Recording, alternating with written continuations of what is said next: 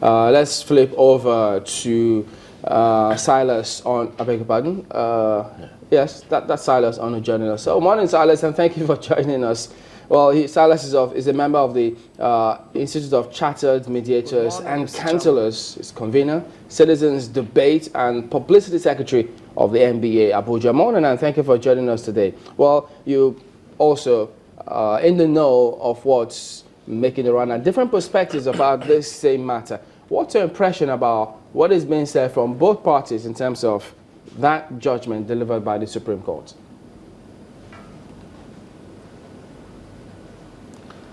Well, I think the actors in this case are just playing politics with the judgment of the Supreme Court. First of all, you need to trace the history of this case from the inception. It started in 2013, basically a leadership tussle among PDP Anambra State chapter members, and there was a show of power between the state chapter and the National Executive Committee of the party. The state executive was dissolved by the NEC, and a caretaker committee appointed.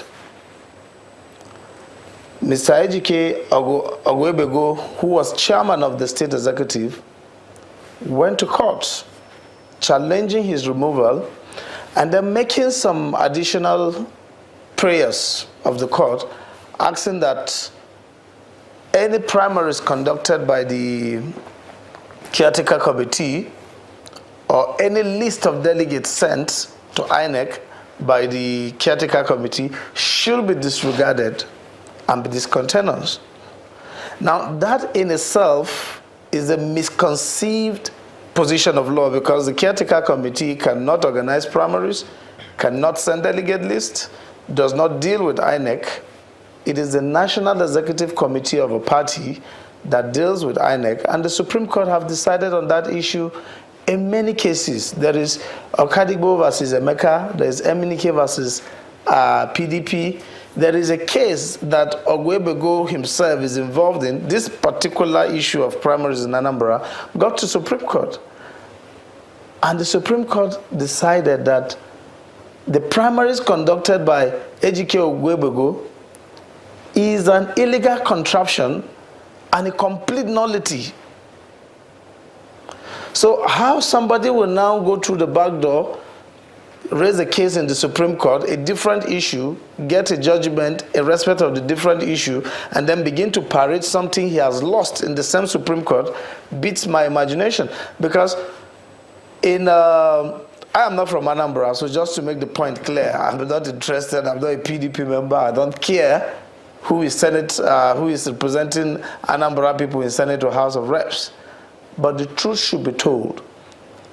Now, the lawyer to the appellant, that is Ejike himself, at the Supreme Court, wasn't happy with the decision of Court of Appeal in respect of the Federal High Court decision in Port Harcourt, now sitting in Akwa Ibom, which is basically asking the court to rise in defense of his own judgment.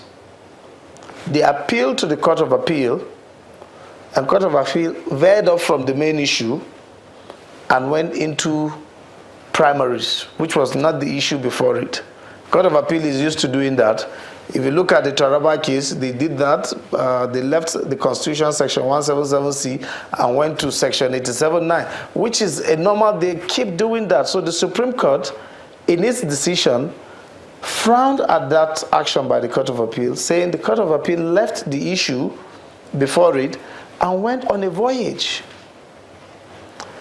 The issue before the Court of Appeal is who is the authentic chairman of PDP Anambra State chapter. Is it Ejike or is it the caretaker committee? And the Court of Appeal went to talk about primaries. The Supreme Court said no, that was a frolic. It was unnecessary, as the issue of who organizes primary is already established in law. It is the neck of a party that organizes primary, not caretaker, not state chapter. So the basic crux of that case is the soul of the party in Anambra State, and what the Supreme Court did was to uphold the judgment of the Federal High Court sitting in Port Harcourt, now Akwa Ibom, which ordered that Ejike be restored as chairman of our PDP Anambra State, and also awarded a cost of 100,000 naira against the respondents. So how people began to say they have removed this person, they have removed that, beats my imagination, because the truth is, unless the court states something, you cannot begin to import it into the judgment of a court. The court was specific. The court was specific that prayer 3, 5, and 7 in the judgment of the Federal High Court was superfluous, because they are impossible prayers, because the state chapter does not organize primaries. The state chapter does not send a delegate list to INEC. It is the neck. This very issue of who can organize primaries, the same EJK organized primary went up to the Supreme Court and was thrown away. All right, let me ask you then, so how Silas, they will now go around again and begin to carry a judgment that does not relate? Well, let me ask you then. Okay, just a minute. My imagination, let's really. check. And when you look at this, there are many senior lawyers. Just hang on, Silas. Just a minute. I think we may have EJK or go back on the line. Let's see if we could establish that connection. Well, if you can hear us now, could you just give us your impression on why you or your group think that the senators, or that judgment does affect the existing senators as of yet?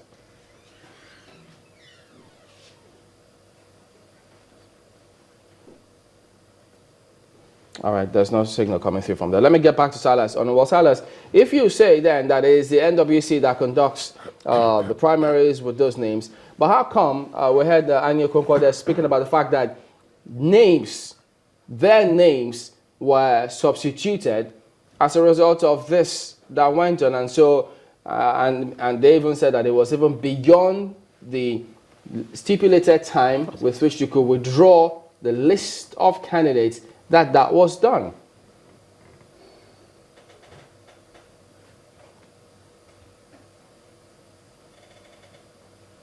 That point, the proper thing is to go to the court and make that point an issue, not to begin to import it into a judgment that has not considered that issue.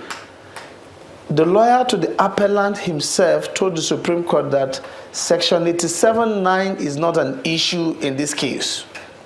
The issue is a battle for the soul of PDP Anambra State, and the Supreme Court ruled in his favor, saying that here Section 87(9) is not an issue. Section 87(9) is the only section with which you can challenge the conduct of primaries intra-party. Well, if EJK-led executive feels strongly against the primaries and the other people feel also strongly against the primary, they can approach the Federal High Court, if they are still within time, to say the primaries was conducted against the constitution of the party, against all known rules of fair play, and then they try it out in court. But the claim that they sent a list is actually stupidity, to put it simply. It's stupidity, because this is not the first time. Most of the judgments on who can conduct primaries arose from Anambra State. It seems like the PDP in Anambra State see themselves as a different entity from the national PDP. There's just one PDP. It's a national party. INEC deals with the national body. The branches are just subsidiaries of the national. The branch does not send list. The branch does not conduct primaries. It is the same with all political parties. So how a party chapter can conceive that they can organize primaries and even send a list to INEC, that is dealing directly with INEC, by passing their National Executive Committee, it beats my imagination, and how elderly people that are well respected, people who want to be in the National Assembly, will also demonstrate ignorance by parading themselves as people who have been declared. All right, Silas. It's also shameful, really.